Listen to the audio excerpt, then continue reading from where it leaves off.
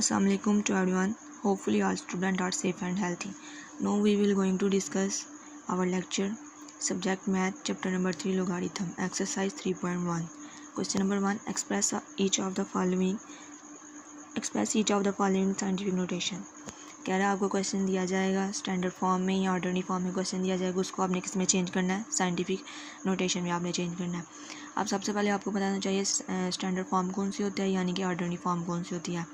ऐसे नंबर जिसमें 10 पावर नहीं आता उसको हम क्या बोलते हैं, सिंपल नंबर। ठीक है, जैसे कि ये हो गया, इसके साथ 10 पावर नहीं लिखा हुआ तो ये कौन सा नंबर है, ऑर्डरली नंबर है, ऑर्डरली फॉर्म है ये। ठीक है, इसके साथ भी 10 पावर नहीं लिखा हुआ, इसका मतलब ये कौन सा नंबर है, ऑर्डरली फॉर्म है। ठीक है, अब आपने उसको साइंटिफिक नोटेशन में चेंज करना है। अब साइंटिफिक नोटेशन क्या होती है, 10 पावर, जिसके ऊपर 10 पावर समथिंग है, कुछ भी हो सकता है, इधर 1 2 3 4 पावर प्लस में हो सकती है, पावर माइनस में भी हो सकती है। ठीक है, सर आपने इस क्वेश्चन को सॉल्व करने से पहले आपको बताना चाहिए कि आपने दो रूल इसके याद रखने हैं। एक क्या है, जब पॉइंट को आपने लेफ़्ट से राइट लेके जाना है तो पावर में हमेशा माइनस लिखना है। ठीक है, दूसरा क्या, अगर पॉइंट को आपने राइट से लेफ़्ट पे लेके जाना है तो पावर किस में लिखनी है, प्लस में। फिर बोल रही हूँ, अगर पॉइंट को आपने लेफ़्ट से राइट लेके जाना है, पॉइंट का मतलब ये जो पॉइंट है इशारिया, उसको आपने लेफ़्ट से राइट पे लेके जाना है तो पावर माइनस में होगी, अगर राइट से लेफ़्ट पे लेके आना तो पावर प्लस में होगी।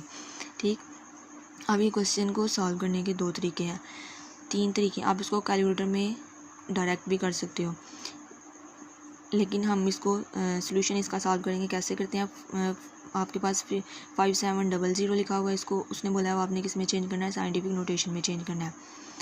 तो आपका सबसे पहले क्या होगा, पॉइंट आपने लगाना है, और हमेशा याद रखना साइंटिफिक नोटेशन में पॉइंट भी आता है, और पॉइंट सिर्फ और सिर्फ एक डिजिट के बाद ही होना चाहिए, आगे पीछे नहीं चाहिए, एक डिजिट के बाद होना चाहिए।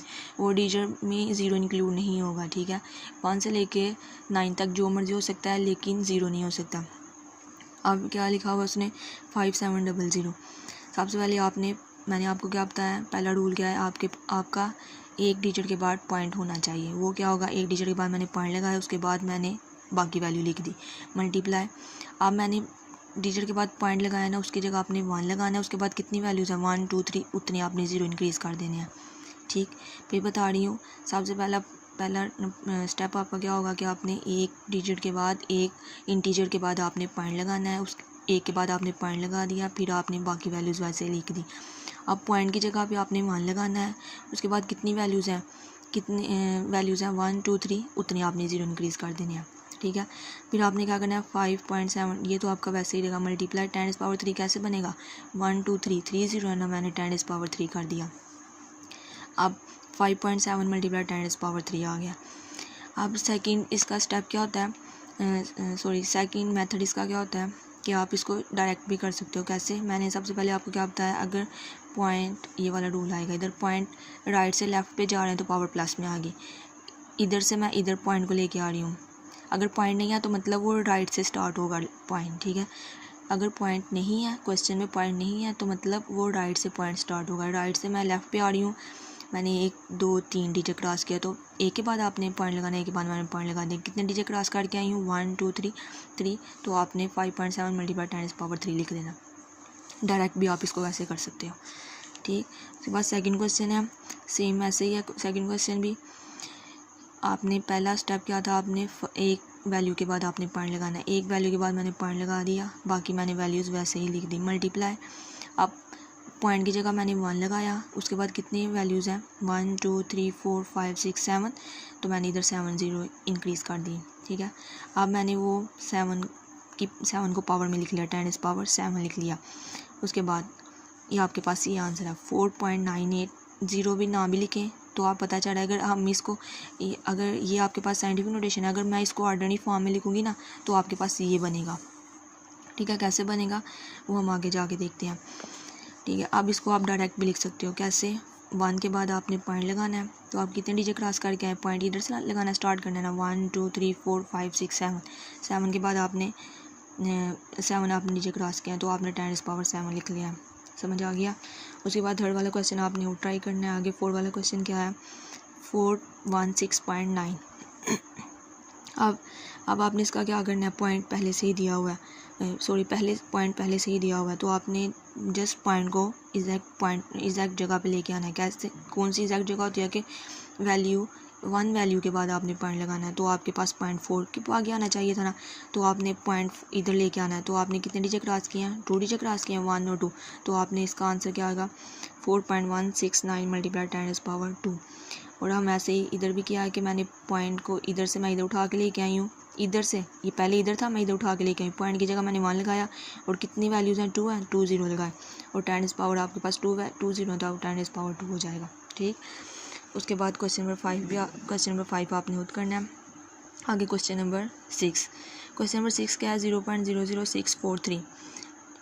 अब आपने क्या करना है, मैंने क्या बोला था, पॉइंट आपका एक वैल्यू के बाद होना चाहिए और वैल्यू में ज़ीरो नहीं आना चाहिए। वैल्यू 1 से लेके 9 तक होगी लेकिन उसमें ज़ीरो नहीं आएगा। तो ये देखें, ये 0 है ना, तो आपने इनको हटाना है, आपने पॉइंट इधर आना चाहिए, इनको आपने नहीं लिखना, पॉइंट इधर आना चाहिए।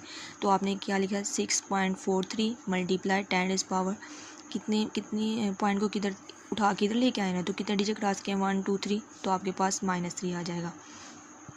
मैंने आपको पहले बोला कि अगर पॉइंट को आप राइट से लेफ़्ट पे लेके जाएंगे तो प्लस में आएगा, अगर लेफ़्ट से राइट पे आएगा तो माइनस में पावर आएगा।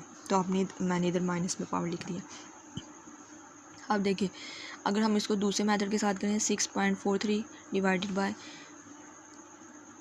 पॉइंट को मैं उठा के इधर लेके आई हूँ ना, पॉइंट की जगह मैंने 1 लगाया और मैं उठा के इसको इधर लेके आई हूँ, तो 1 2 3 डिजिट क्रॉस किया तो मैंने 3 0 लगा लिया। नेक्स्ट स्टेप 6.43 डिवाइडेड बाई 10⁻, 1 2 3 0 है, तो आपने 10⁻³ लिख लिया इज इक्वल। अब जो पावर इधर प्लस में है डिवाइड हो रही है, ऊपर जाके मल्टीप्लाई होगी, पावर प्लस में ऊपर जाके पावर माइनस में हो जाएगी।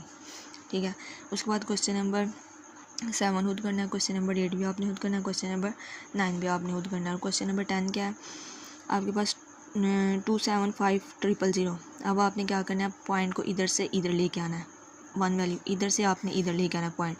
तो कितने डिजिट क्रॉस किए 1 2 3 4 5, तो आपके पास आ जाएगा 2.75 मल्टीप्लाई 10⁻5। अब इधर 0 की कोई वैल्यू नहीं होती, ये पॉइंट को आपने उठा के इधर लेके आना है ना, तो इधर लेके आना, तो कितने डिजिट क्रॉस किए 1 2 3, 10⁻³ आ जाएगा। जबकि आपने लेफ़्ट से राइट पे आए हैं तो आपने पावर के साथ माइनस लगा देना। समझ आ गया।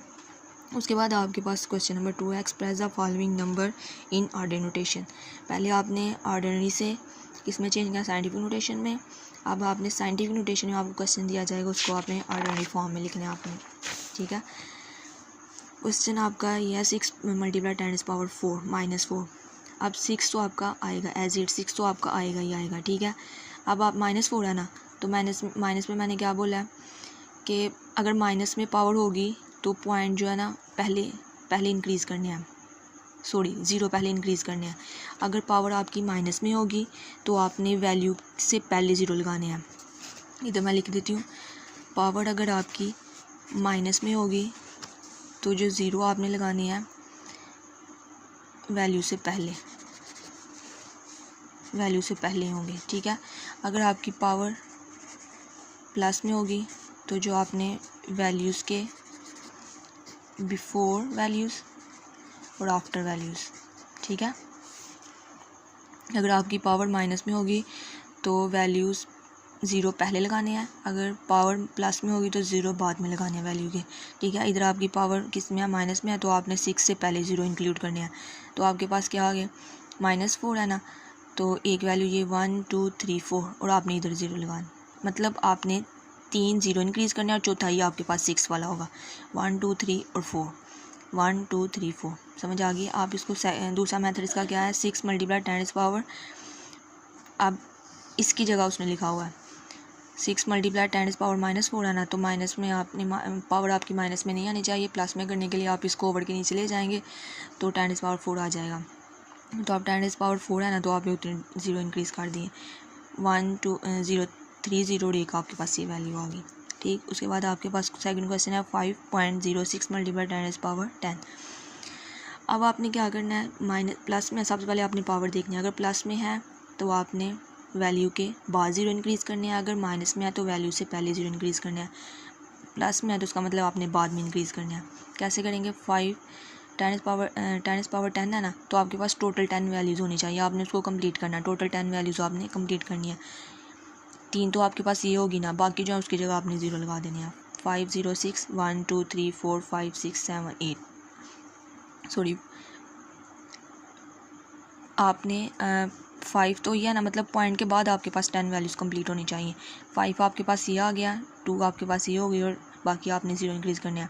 ये 5 तो पहले वाला है ना, 0 6 1 2 3 4 5 6 7 8 आपने 0 इंक्रीज़ करना है। टोटल आपकी वैल्यू 11 होनी चाहिए। जितनी ये पावर है ना, यानी कि आपके पास पावर 10 है तो आपकी टोटल वैल्यूज़ 11 होनी चाहिए। अगर पावर 12 है, टोटल वैल्यू आपके पास 13 होनी चाहिए। कैसे होनी चाहिए? एक पॉइंट से तो पहले भी तो होती है ना, वो भी आपने इंक्लूड करनी है, लेकिन पॉइंट के बाद आपकी 10 ही वैल्यूज़ होनी चाहिए। ठीक है, इस तरह आपने ये वाला क्वेश्चन भी करना है, ये क्वेश्चन भी करना है। जैसे आप ये क्वेश्चन आपके पास 7.865 मल्टीप्लाई 10 पावर 8, यानी कि आपके पास पॉइंट के बाद 8 वैल्यूज़ होनी चाहिए। 7 तो मस्ट आएगा ना, तो आपने 8 लिखा, 6 5 1 2 3 4 5 6 7 8 आपके पास ये वैल्यू बन गई। ठीक है, अगर आपको कोई क्वेश्चन हो, कोई क्यूरी हो तो आप मुझसे डिस्कस कर सकते हैं। ओके, अल्लाह हाफिज़।